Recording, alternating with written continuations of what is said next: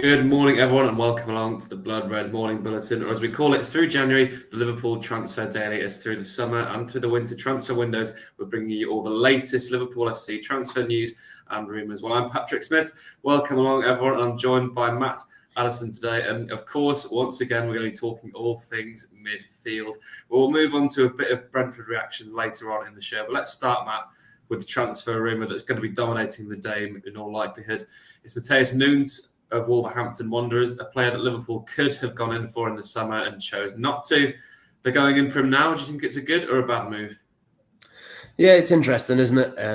The Telegraph reporting that Liverpool have got some sort of agreement that when he went to Wolves that they would go back in for him in future. And, you know, it just feels a little bit weird to me. I'm not quite sure how that would make sense. I don't think there's anything that he's done, particularly since he's been at Wolves, that would make Liverpool any more convinced on him that what they were in the summer. I think if Liverpool were convinced on him being the right player for them at some point in the future, he was the right age. I think he was 23 in the summer, turned 24 since.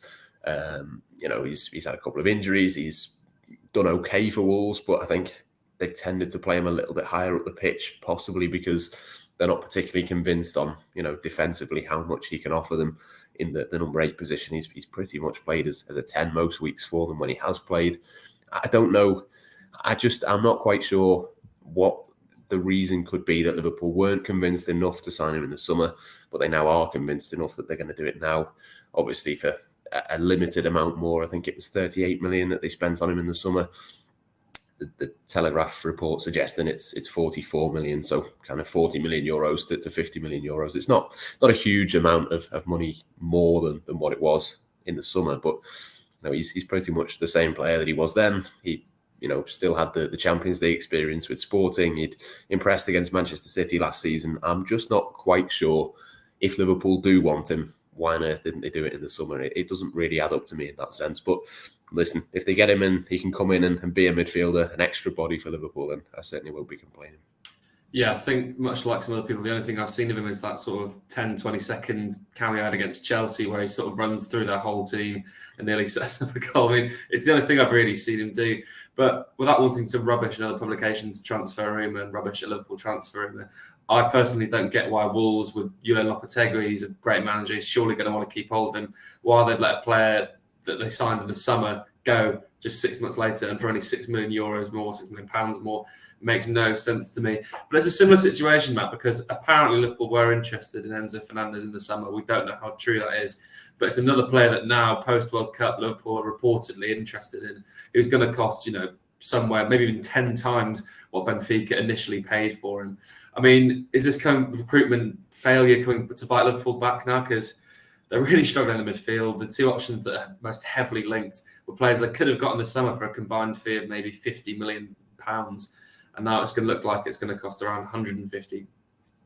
Yeah, it's a difficult one. I think Enzo Fernandez is slightly different. I don't think Liverpool are interested in him this month. I certainly don't think they'd be interested in paying what Chelsea look like they're going to end up paying, which I think is more than his release clause in order to get that deal done. I don't really think Liverpool would spend that sort of money on him. I think if they're going to spend that money, it would have to be on Jude Bellingham. Possibly if you can get him a little bit cheaper, maybe then Liverpool become interested in him. But I don't think it's one that would represent good value at all. I know Chelsea can spend a lot more money and have to be a little bit less careful than what Liverpool are. So possibly, for them, it might make a little bit of sense. But I think for him, it would have been a little bit more of a risk. I know, you look at Julian Alvarez at Manchester City, Enzo Fernandez as well. That these players have obviously done well in South America, but it is hard. I mean, Alvarez didn't come into Manchester City as the number one player. He didn't come in as their first choice number 9. Has obviously now won the World Cup, and he still isn't their first choice number 9. So it is a big step to go from South America to the top end of Europe. So I can see in the case of Fernandez why Liverpool would let him go to Benfica and then move to Liverpool potentially after that. I don't think they could have predicted either that he would have ended up going for sort of 10, 11 times what he was bought for in the summer. So with that one, I can kind of see it. With Mateus Nunes, I think it's slightly different. I think, he'd already been playing for one of the best teams in Portugal. He'd already done well against a number of sides in the Champions League. Pep Guardiola said he was one of the best players in the world last season, which I know he can be a little bit kind of getting carried away with certain things at certain points. But he was quite clearly a good player to target, I think, last summer. And like I say, there's not really anything that has changed since. At least with Enzo Fernandez, you can kind of say, well, he's now proven himself in Europe. He's proven himself in the Champions League, the World Cup as well. With Matheus Nunes, he's basically the same player that he was 6 months ago. Nothing really has altered. There's nothing that could increase that transfer value a huge amount. So I don't really see it as any less of a risk now as what it would have been then. Whereas possibly with Enzo Fernandez, it probably is the case, albeit probably not enough to justify that much of a price hike. Yeah, I mean, with Enzo Fernandez as well, the thing with South American players, hindsight is such a wonderful thing when they move to Europe. Because I'd say 7 or 8 times out of 10, the player's decent. You know, they can maybe play at a decent enough level across Europe in the Premier League, but it's very rare that they actually turn into one of these world-class players that Enzo Fernandez seems to be turning into. I always think back to when Aston Villa signed Emil Heskey over signing Radamel Falcao, and everyone, you know, now in hindsight looks back and goes, oh, what a strange move. You know, Villa could have had Falcao, one of the best strikers in Europe. But at the time, it makes no sense. And I think in the summer, you know, with Liverpool needing a midfielder, if they turned around and spent £15 million on some kid from River Plate, everyone would have sort of scratched their heads and gone, oh, that's not quite what we need. But, you know, now he's proven himself, particularly on the big stage that is the World Cup. All of his teammates, Matt, in Argentina, we've got one of the comments here suggesting Alexis McAllister. He looks like someone who may be looking to leave Brighton and Hove Albion. It wouldn't really surprise us, would it? It's been linked to Juventus, but do you think that's a player that Liverpool could potentially look at? Because they need a bit of midfield creativity and a goal-scoring midfielder. McAllister sort of fits that mould, doesn't he? Yeah, he can do a bit of everything, can't he? I think he's a really good player. I've really liked watching him this season, not just at the World Cup, but for Brighton as well. But I just think with Brighton, it's almost impossible to sign these players. I don't believe there's any truth in the Moises Caicedo stuff that came out last week either, with sort of talk of £70 million bids. I don't really see Liverpool being able to go to Brighton and get players because they just get such huge, vastly inflated fees. They won't let these players go for silly amounts of money, really. It would take, 50 million, was it, for Ben White? Liverpool were interested in him at some point in the past, but would never, ever have paid that much money for him. He just isn't worth that. He's not worth that now, forget when he left Brighton. Marc Cucurella went in the summer for about 62 million to Chelsea. You'd look at the midfielders and think that they're going to be more expensive than those two defenders. And for Liverpool to go and spend, more than 62 million on these players, I just don't think it would represent good value for them. So it's very, very hard.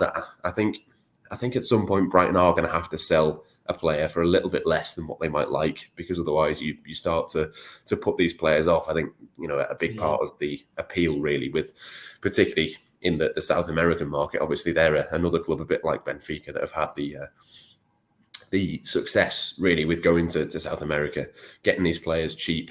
Obviously, Moises Caicedo was about 18 months, and then he started to play regularly for Brighton.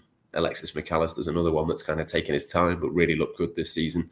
They've brought them in cheap and will sell them for huge costs. But I think at some point they might have to have a little rethink about quite how much they're going to sell these players for, because at some point you might start to see players maybe think, well, I can't go to Brighton because I might not be able to get out of there. They might value me too highly to go on and play for another club. So it'd be interesting to see where those players do go. But I feel like there's better value out there for Liverpool than those two players. As good as they are, I would worry a little bit about how much Brighton might demand for them.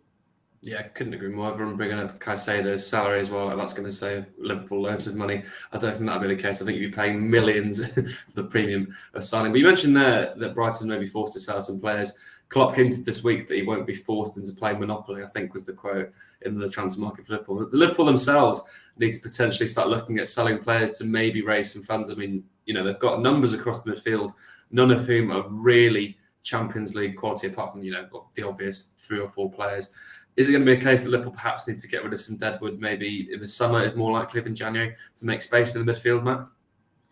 Yeah, it's a tough one, isn't it? Most of the players that you'd look at would say there's not really any value in them. If you wait until the summer, then Milner, Chamberlain, Naby Keita, all out of contract. I don't think you'd get mega money for any of those players, but you might be able to get a little bit of money together for maybe Naby Keita's probably the most valuable of them, but they're out of contract, so you can't get any money for them. I think it is time to kind of have a bit of a wholesale change in that department, but they are going to have to invest, because there's not really too many sellable assets. You go through the team and think, if Liverpool were to sell a couple of those players, then who realistically that they would be willing to sell would get them any money. Maybe there's a Costas Tsimikas thing there, but are you going to sell him? Well, then you've got to buy yourself another backup left back. I don't think that would make much sense. And other than that, there's not really too many players I can think of that you'd be willing to let go and are not necessarily in the first 11, but equally could get you a little bit of money. I can't really think of any more, to be honest, which is a bit of a problem when you've got the sell to buy model. So, yeah, Liverpool are just going to have to spend a little bit. I think in the summer they're just going to have to bite the bullet and go and get someone, because if you let Keita, Oxlade-Chamberlain, possibly Milner all go, they're going to have to go and get two, aren't they? Jude Bellingham, we know, is one of those that they want, the number one target, but they're going to have to get at least one more on top of that as well. So, yeah, there's no real way around that. I don't think there's not really a clever move that FSG can pull, or next sporting director or whoever it might be that's making these decisions. They're just going to have to spend some money. It's as simple as that, really. Yeah, it's going to need to be some big changes, I think, definitely in the summer. I think for now, 1 or 2 needed in January, but come the summer, I'd like to see maybe 4 or 5 faces change and a few going out the door, unfortunately. But I think enough is enough on that one. Well, anyway, Matt, we'll leave it there. Thank you very much for joining me. And, of course, thanks to all of you for watching along, be it on Facebook, Twitter, or the Blood Red YouTube channel. We'll return again later with the Blood Red podcast at the slightly unusual day of Tuesday, with Liverpool playing yesterday on Monday. We've pushed Blood Red forward to today on Tuesday, so that'll be going out later on. So make sure you're subscribed to the Blood Red channel on YouTube and wherever you get your podcasts from, so you don't miss that one. But from myself, Patrick Smith, I'm from Matt Addison. Thank you very much, and we'll catch you again tomorrow morning on the Liverpool Transfer News Daily.